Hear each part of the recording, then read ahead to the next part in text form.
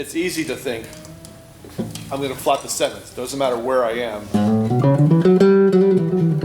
There's A, there's G mixed later. Locrian, you have a flatted second, flatted third, flatted fifth, flatted sixth, and flatted seventh. So everything's flat in Locrian except for the fourth and the root. So that one's actually kind of easier to think about a half step below a major scale. So wherever you're playing major, if I'm an A, just start a half step down, I have G sharp Locrian. Now when you take that arpeggio that I talked about and you form a chord, it forms this. This is called a minor 7 flat 5 chord. Also called half diminished because it's almost a diminished. It's one step away from being a diminished. Now, and then once you have the scale, try doing the arpeggio. Try figuring that out. Because the arpeggios are really, they just sound more musical. You can get into them pretty quick and sound musical with them.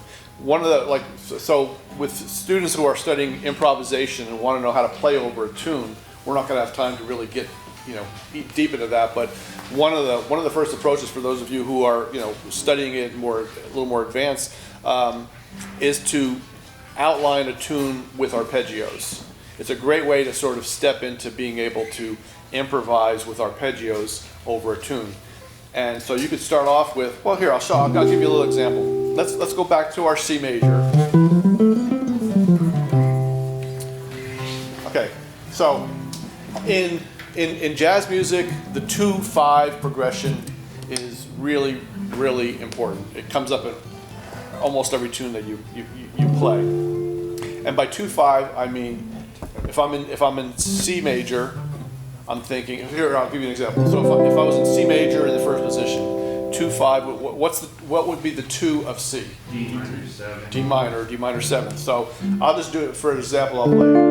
Here's D minor, if you know your D minor chord in the first position. What would the 5 of C be? G7. G7. And then C. So this is a very generic 2-5-1.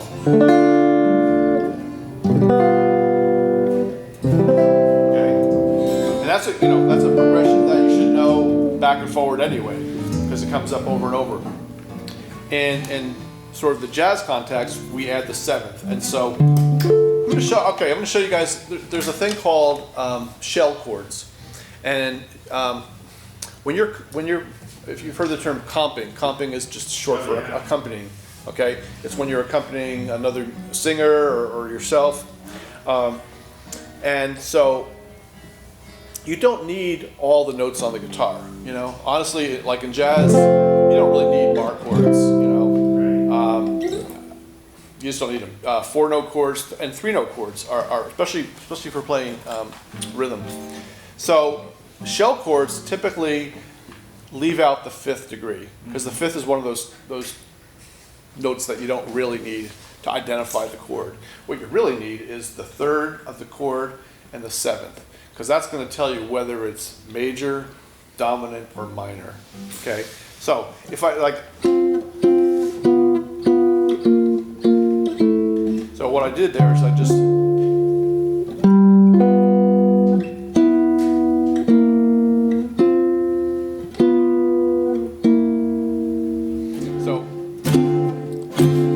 I'm going to play some arpeggios while you guys do that.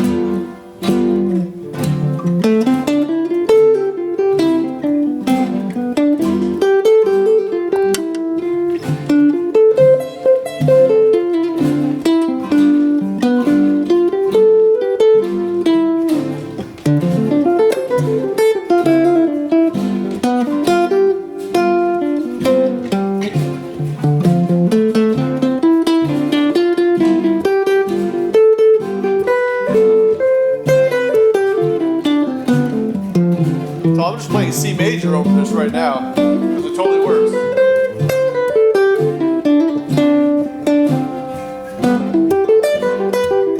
So I'm just picking out different notes within the C major scale.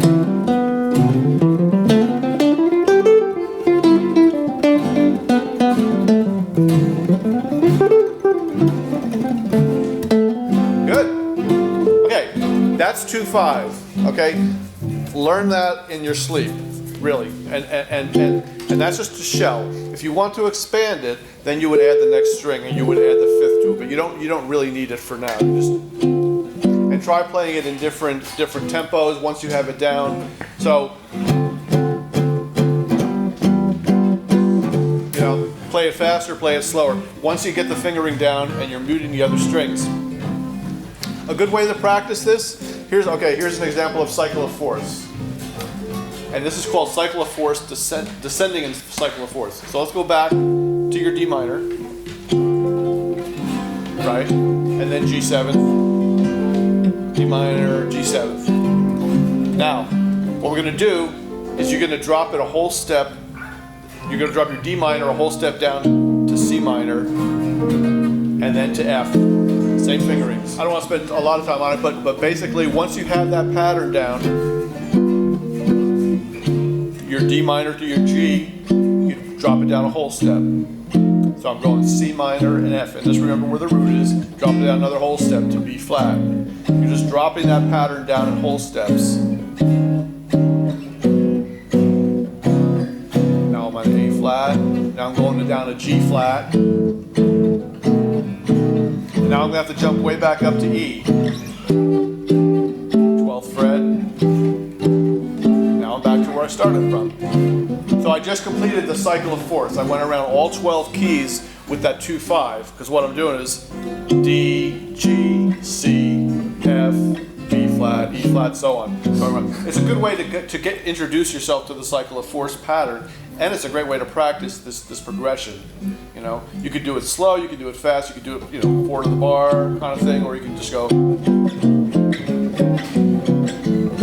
But the 2/5 comes up in tunes all the time. Have you ever? I don't know if any of you listen to jazz. There's a old Duke Ellington tune. Great. I use this as one of the first tunes I get students into to teach them the 2/5 progression. It's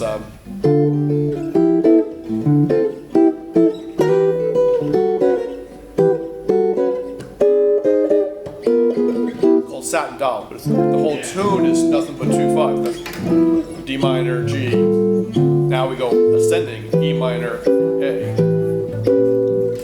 Okay, one more chord to learn. Okay, so the notes that we have are C, B, and E. And again, that outlines the essential tones. We're leaving the fifth out. If you wanted to add the fifth, you could do it here. You could add your G there, or you could add it down here. But for now, we're just going to leave that. Everybody got the C major? Okay, so see if you can remember that. A lot of times I talk about visualization with my students, because sometimes, you know, you can well, I'm caught on my thing here.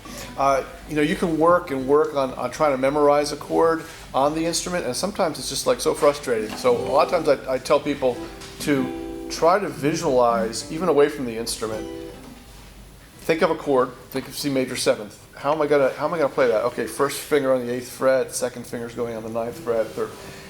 That sometimes really helps me when I'm trying to memorize a voicing, you know, especially an unusual one. So, just a little tip. D, G, C. Keep going. I'm gonna improvise over that.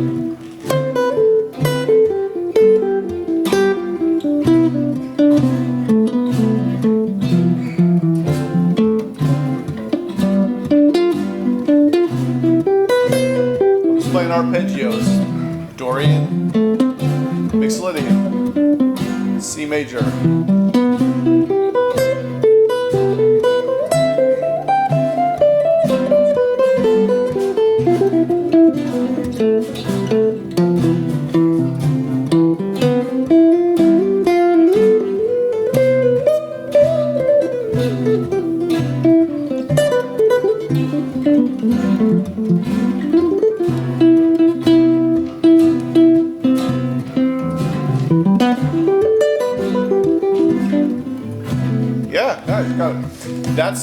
That's your 2-5-1 progression. That adding the 1 in there, that comes up again all the time.